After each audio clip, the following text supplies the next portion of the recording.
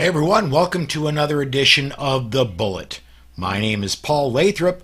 I'm the Deputy Director of New Media for the Second Amendment Foundation.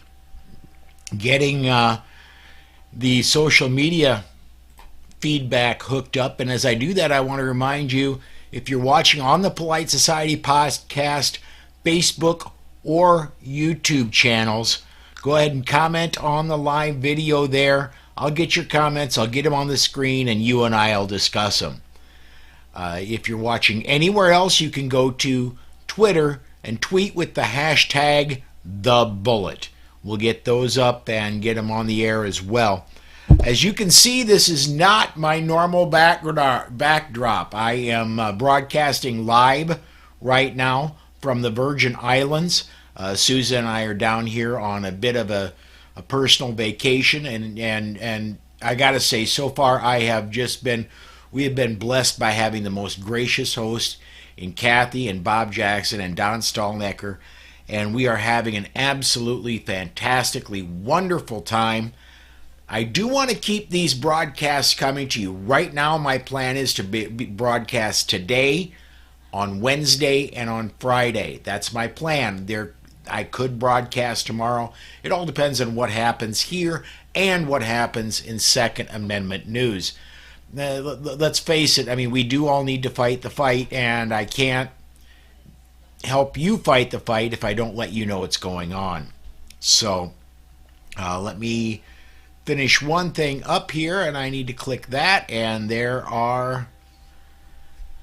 where is the beautiful skyline? We're getting a comment in from Jack Neat over on the Facebook side. And, well, the beautiful skyline, that's a part of a green screen that sits behind me in my home studio. And it's right here in the Virgin Islands. Right now it's 7:03 p.m. It is dark outside. So even if I were to run this whole rig outside and show you the view there, yeah, it's not quite the same. So let me, I got to add one more thing here. Give me just a moment. There we are. And, okay. So let me then, I got to change. I'm sorry, I set this up in a hurry on my laptop. And so I am just kind of trying to keep up. Friday or Wednesday and Friday will be better. I promise you that. Also, I cannot promise you on Wednesday or Friday the broadcast times will be the same, but I'm hoping they will be the same. Alright, and alright, that's all good. So minimize that and pull up comments here. Alright,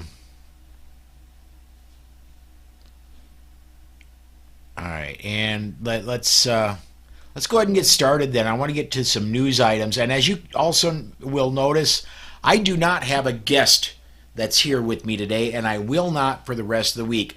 I can get enough bandwidth to broadcast here, but I cannot get enough bandwidth to bring a guest in and broadcast. So that's why it's just me, and it will be this week.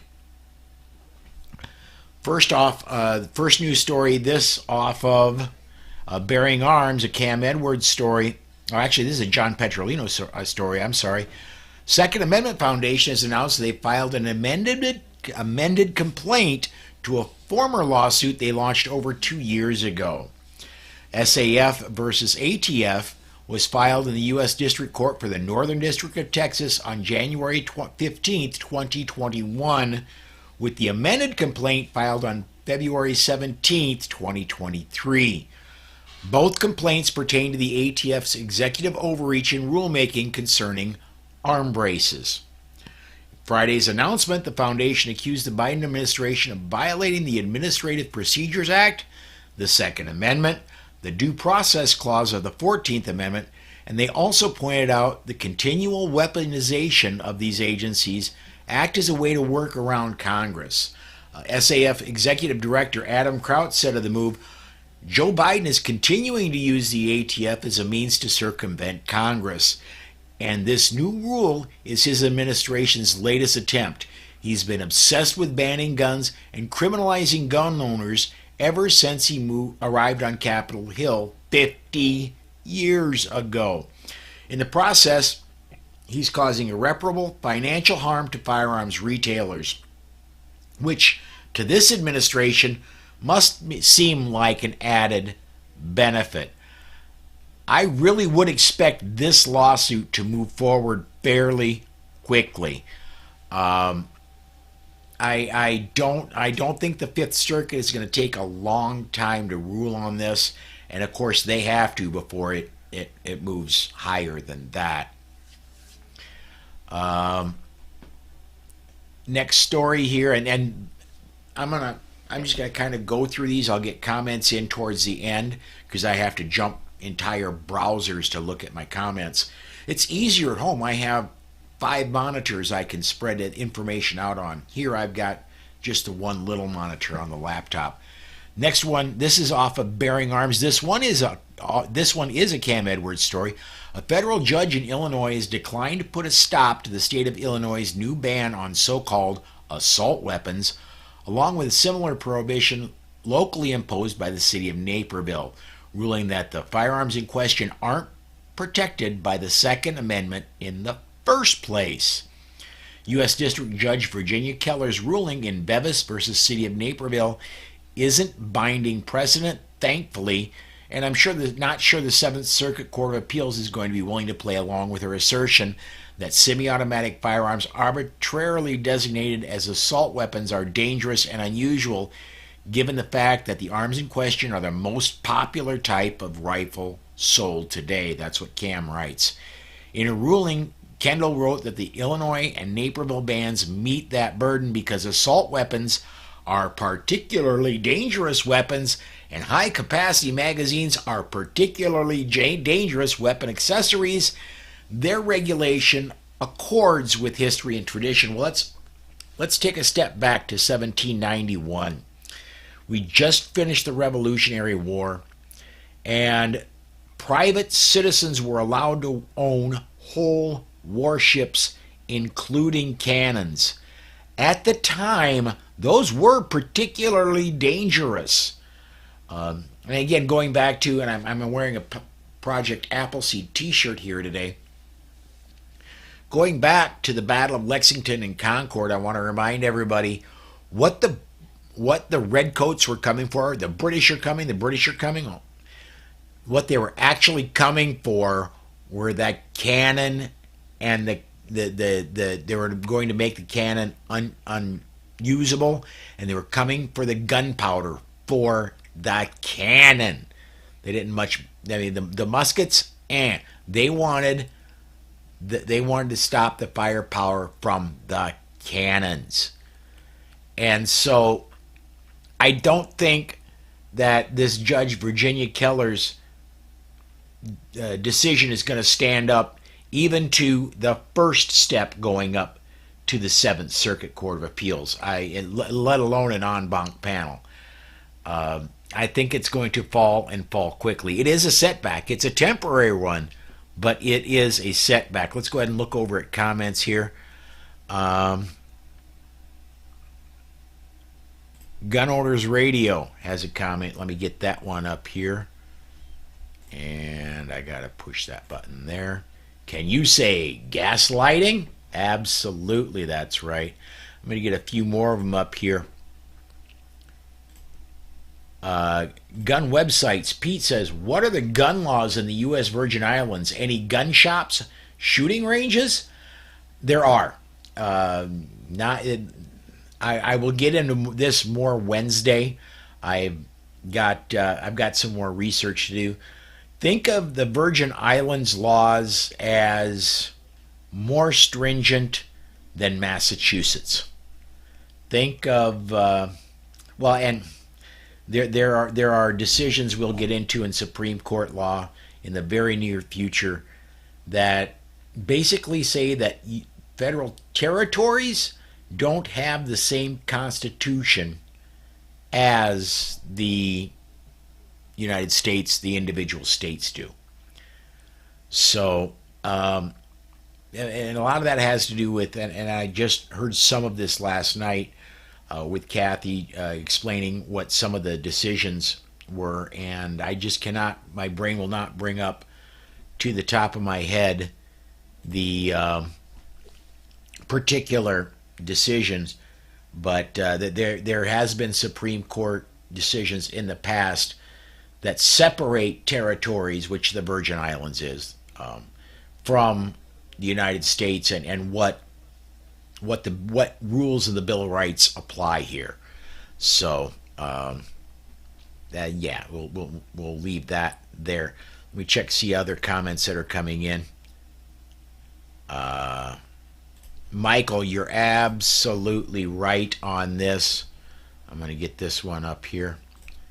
Virgin Islands still may issue. Yes, they absolutely are. As is Puerto Rico is currently may issue.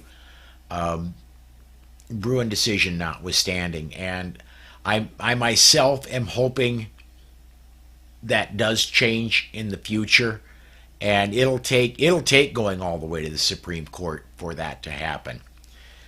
But we do have Justice Thomas there, so let me see. I believe I got one more story. Yes, and I like to include, every day I do this, I like to include at least one good story, good news story. This one I found off WROC, Rochester, New York. A group of local gun affiliates, or excuse me, a group of gun advocates gathered Saturday for a free seminar on basic firearms knowledge. The presentation was put on by Flying Squirrel Community Center. The presentation was put on at the Flying Squirrel Community Center by the Rochester-based Flower City Firearms Association, which identifies as a progressive gun rights group. Spokesperson Ray Larimore said he feels advocacy for the Second Amendment often comes from far more conservative groups, but they're hoping to spread the message that those on the left and those in minority communities can and should advocate for their right to bear arms. The goal of our organization, which started in the last year, is to reach out to people who are normally not into firearms, or people who are part of a community of minorities and communities who are not associated with firearms, and say that this is for all of us, Larimore said. Part of the training today focused on firearm safety, including how to safely store a firearm and the best first steps to take before owning one. Another focus of the group is preventing suicide by firearms by handing out trigger locks to gun owners.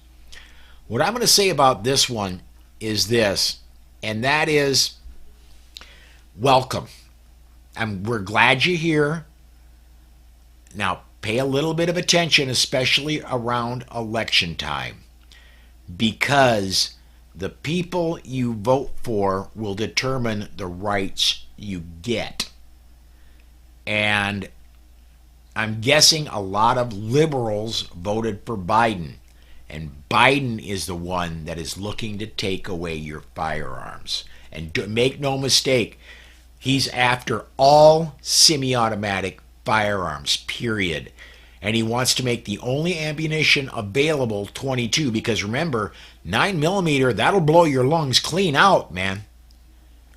And it's unconscionable. It's sick that we still sell these semi-automatic firearms. Don't make no mistake at all. He wants them all to go away. And he's not going to stop till he gets that. Well, he's going to stop because he's going to be out of office at the very latest 2 years from now. And he's not going to get there on our watch. Let me see what we have going for comments here.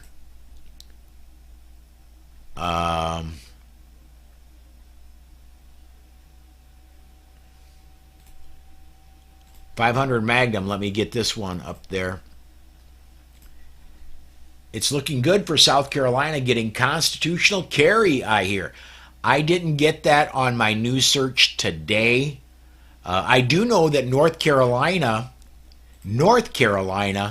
looks like they are going to finally get rid of the pistol purchase permit. That's almost a done deal. It's got to clear the Senate there. It'll go to the governor where it'll get vetoed, and then they have to override the veto, and it looks like they have all the votes they need to do that. So we'll see for North Carolina getting rid of the pistol purchase permit, and I will look more into South Carolina going permitless, and that the next time I broadcast, we'll talk more about that.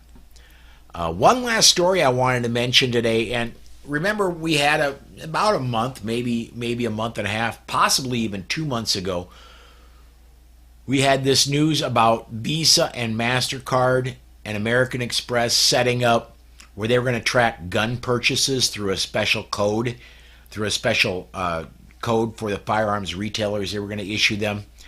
And one of the major comments that came out during that was, well, let's everybody use Discover then. Well, and then a lot of people were saying, well, use cash. Well, news story came out, this is off Reuters.com. Discover Financial Services, a provider of credit cards, told Reuters it will allow its network to track purchases at gun retailers come April, making it the first among its peers to publicly give a date for moving ahead with the initiative, which is aimed at helping authorities probe gun-related crimes. Discover's announcement comes after the International Organization for Standardization, which decides on the classification of merchant categories used by payment cards, approved in September the loss of the use. Excuse me. Let me start that again. Discover's announcement came after the International Organization for Standardization, which decides on the classification of merchant categories used by payment cards, approved in September the launch of a dedicated code for gun retailers. So if you thought you were going to go to the gun shop and you were going to just use a Discover card and they wouldn't be able to track you, guess what? Come April, that's not the case. Cash is king. If you want to stymie them getting your information, go in there with cash. If you want to buy a very expensive firearm, it's a little risky. You're carrying a lot of cash around, but it is less tracking. And and one other thing I want to say on this is, look, if you're not on a government watch list already, dude, or lady, you're doing something wrong. I am fairly certain I'm on multiple watch lists. I'm fairly certain that I need to be on more. I want the scrutiny. I want people to say, hey, this is a good guy doing it right, and the government can look all they want and they cannot find anything. So if they're wasting time on me, they're wasting time. But anyway, let me get a couple more. 500 Magnum says,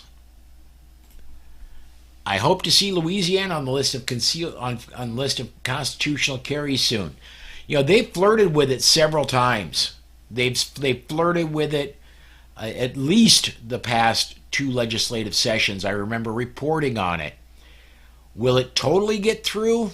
I don't know. I kind of doubt it, but we'll see. So that's the stories I have for today. I will continue doing these down here. I cannot guarantee you I'm going to get at least Wednesday, and I'm hoping for Friday. That would make 3 of them down here while I'm on vacation. I cannot absolutely promise that, but it looks really good. So I think I'm going to go ahead and wrap it up here. For right now, folks, thank you for watching. Thank you for commenting. And Until then, until next time, everybody stay safe. We will see you next time.